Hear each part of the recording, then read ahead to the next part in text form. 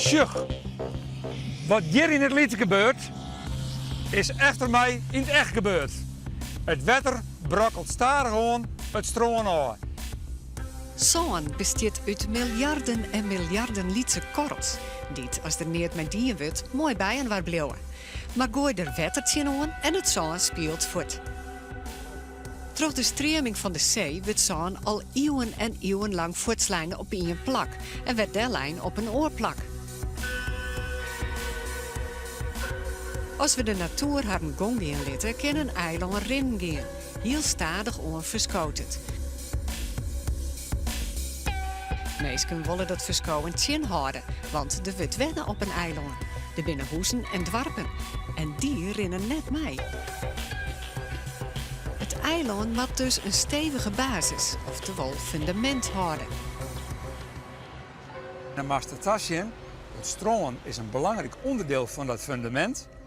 Maar ook van de kust leidt dat fundament onder water, tot 4 van de kust.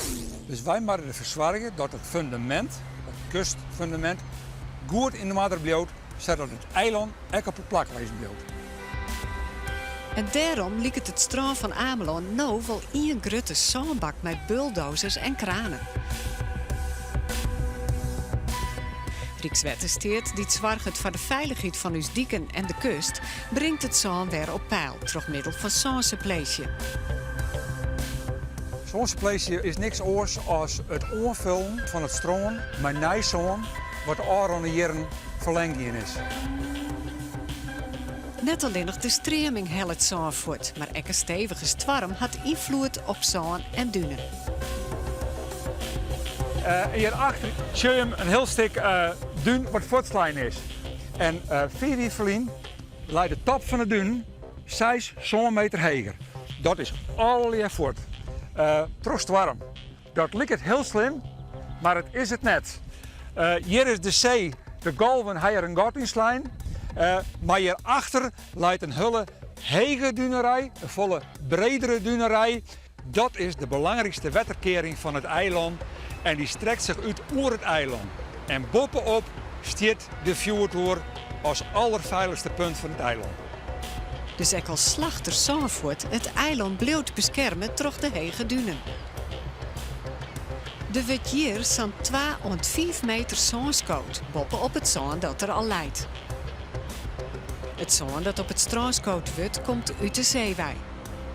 Dit schip helpt het zand op en door deze buis komt het onloon. Dit zand komt op een plak bij 4 op de Noordzee, waar het heel diep is. Ja, als we dat dichterbij doen, dan richten we in feite skeer aan het eiland om. Dan hellen we zand voort van een plak dat we het eigenlijk gaan willen.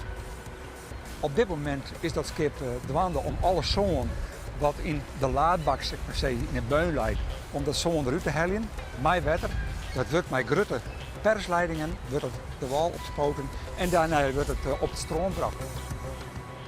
En het gaat echt om een heel soort zand, maar zo reken je dat de fjordtoer, die 55 meter hoog is, zoals die fjordtoer helemaal vol met zand, dan past het wel 3 keer in het schip.